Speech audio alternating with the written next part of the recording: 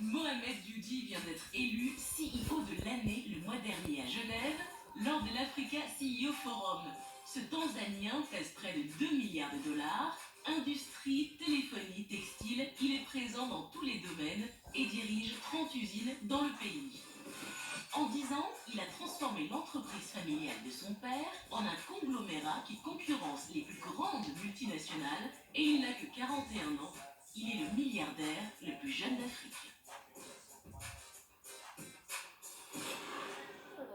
Bonjour Mohamed Youdi. Merci beaucoup d'être ici. Merci. Je suis très heureuse d'avoir cette conversation avec vous qui êtes souvent décrit comme le milliardaire le plus jeune d'Afrique. Ce qui m'offre l'opportunité de vous demander ce que vous pensez de cette étiquette. Est-ce que vous êtes fatigué de l'entendre? Est-ce que c'est approprié? Est-ce que c'est un peu restrictif? Qu'en pensez-vous? D'abord et avant tout, je suis touché et honoré. Mais je pense que la vie n'est pas qu'une question d'argent. Je viens d'un milieu modeste et peu de gens savent que je suis né dans une petite ville du centre de la Tanzanie. Ma mère n'a jamais réussi à aller jusqu'à l'hôpital. Elle m'a donné la vie avec une sage-femme et un docteur à la maison. Enfin, je suis né, mais j'avais le cordon ombilical enroulé autour du cou, et à cette époque, il n'y avait pas d'échographie. Alors pour moi, vous savez, cette étiquette de milliardaire, je pense que le plus important, c'est ce que l'on fait avec l'argent, plutôt que l'argent pour l'argent. Je sais que c'est une question difficile. Si vous deviez vous définir d'un mot, un mot qui vous convienne vraiment, qui vous décrit vraiment, que diriez-vous? Ce serait plutôt philanthrope. Peut-être le plus jeune philanthrope. Et ça, c'est une définition qui vous convient mieux. Oui, je pense. Vous êtes le PDG de Mattel. C'est un conglomérat avec des branches dans de nombreux domaines. Et votre marque de fabrique, si je puis dire, c'est une sorte de confrontation directe avec les plus grandes multinationales du monde, comme Coca-Cola, par exemple. Face à cette marque, vous avez développé le mot cola. Alors, je suis curieuse de savoir comment vous avez développé cette stratégie. Quand on regarde l'Afrique, et particulièrement le PIB, le revenu par habitant est assez faible. Les gens ont besoin de produits de bonne qualité à bas coût. Moi, je me présente sur le marché avec des produits de qualité égale, mais à prix inférieur. Nous sommes en compétition avec Coca et Pepsi, et de la même façon, je suis en concurrence avec Unilever et Procter & Gamble. Nous avons même réussi à les dépasser avec l'huile, les savons et les détergents. Quelle est l'idée? La priorité pour vous, c'est le prix ou la qualité, ou les deux? Je crois que ce sont les deux, le prix et la qualité. Mais vous savez, les multinationales ont des coûts élevés d'opération. Ils dépensent beaucoup d'argent en marketing. Moi, j'ai créé une marque pour tous les produits qui s'appelle Mo. Donc quand je veux lancer un nouveau produit, c'est simplement une extension. Les gens connaissent déjà les produits Mo. Si je fais des allumettes, je les appelle les allumettes Mo. Et les gens l'associent, parce que c'est une extension. Donc je dépense peu d'argent en publicité.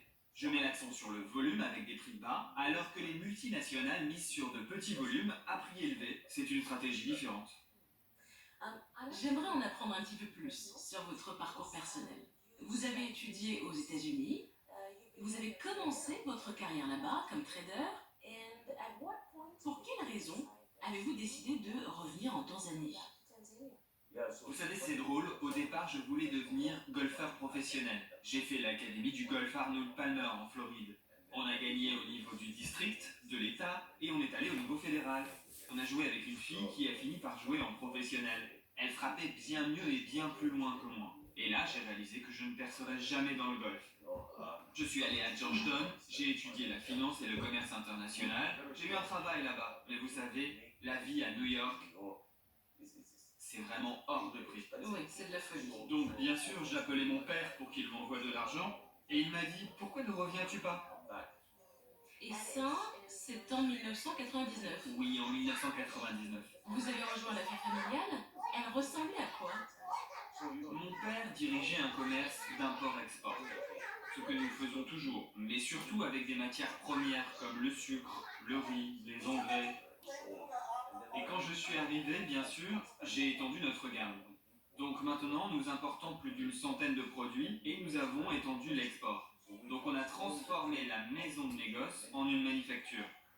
Aujourd'hui, nous avons 31 industries.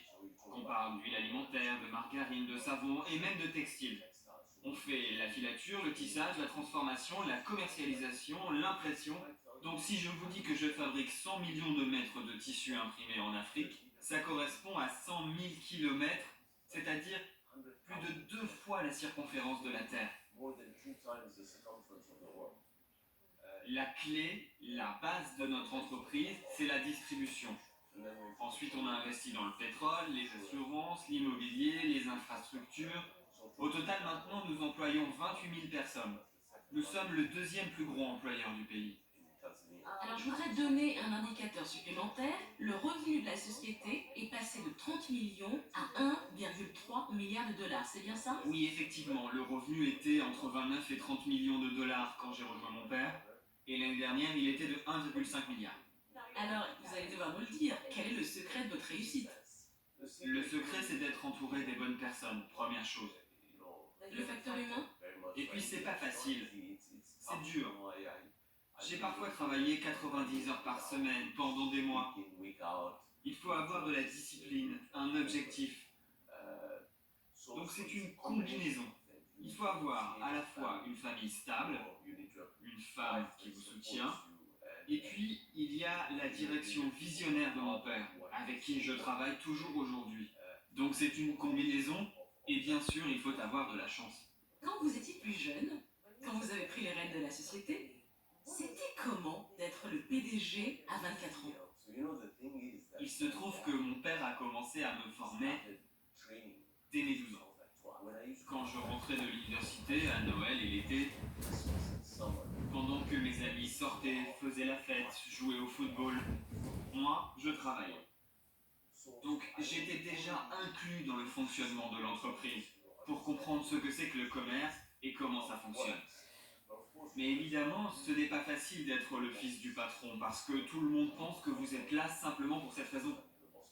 Alors il faut gagner le respect et leur montrer que vous apportez de la valeur et bien sûr les respecter aussi.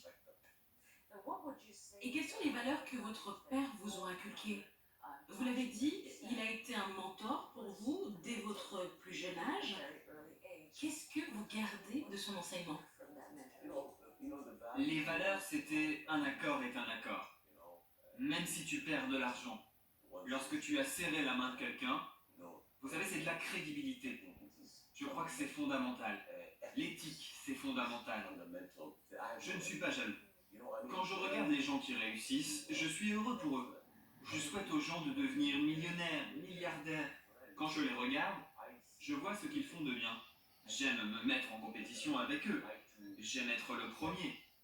Mais je ne cherche jamais à affaiblir quelqu'un. J'ai toujours ça en moi. Je me réjouis pour les gens et je me concentre sur ce que j'aime le plus. Si je vous demande de nommer une réalisation dont vous êtes fier aujourd'hui, que diriez-vous? Ma fierté, c'est d'avoir été député. Je me rappelle de la fois où je suis allé dans ma circonscription qui s'appelle Singwida et j'ai vu un vieil homme agenouillé au sol. Il y avait un ruisseau d'eau jaune. Il avait un seau et il écopait avec une assiette. Et je lui ai demandé, mais que faites-vous? Il m'a dit, regardez, c'est de l'eau jaune que nous buvons. Je suis rentré chez moi, j'ai fait des recherches et j'ai réalisé que 2 enfants sur 10 mouraient de maladies transmises par l'eau à Singwida. Et cela m'a fait réfléchir. Et il m'a dit, pourquoi est-ce que vous ne vous présenteriez pas au Parlement? Et donc je me suis retrouvé membre du Parlement. J'étais pas un bon parlementaire, je n'étais quasiment jamais là. Je n'ai pas contribué parce que j'étais un entrepreneur et il y avait un conflit d'intérêts. Mais nous avons fait passer le taux d'accès à l'eau de 23 à 84% en dépensant des millions de dollars dans la santé et l'éducation. Donc ma fierté, c'est d'avoir touché du doigt et amélioré la vie de ces pauvres gens. Vous avez signé un engagement Le Giving Pledge, c'est une initiative lancée par deux milliardaires américains, Bill Gates et Warren Buffett. L'idée, c'est de faire don de la moitié de sa fortune à des œuvres caritatives. Qu'est-ce qui vous a motivé à vous engager? Vous savez, parfois vous êtes assis dans un avion ou dans un hôtel, derrière des bureaux, et vous ne réalisez plus ce qu'il se passe autour de vous. Moi j'ai vu et senti, et j'ai pensé que c'était une initiative fantastique. Dans l'Afrique rurale par exemple, si vous voulez créer un programme de nutrition à l'école primaire, vous allez améliorer les résultats dans l'éducation de 23%. Donc la philanthropie est vraiment compliquée. Il faut l'étudier de façon intelligente, comme pour une entreprise. Optimiser l'argent que vous y dépensez. Et pour ça, il faut du temps. Cela donne les meilleurs résultats, pas pour vous, mais pour la société. Une dernière chose. J'aimerais que vous adressiez un message personnel et je pense particulièrement à nos plus jeunes téléspectateurs. Alors ça peut être un mot d'encouragement, des conseils, ce que vous voulez. La caméra est juste là. Mon conseil à la jeunesse de ce continent, c'est que la réussite, c'est un processus qui se construit étape par étape. Il n'y a pas d'ascenseur, il n'y a pas d'escalator. Tu dois monter les marches, pas à pas, mon ami. Tu dois être discipliné, travailler dur. Alors bonne chance. Belle parole. Mohamed Eugene, merci beaucoup. Merci beaucoup. Merci pour votre temps et d'avoir accepté notre invitation. Et merci d'avoir fait autant de recherches sur moi. Appreciate it. Thank you so much.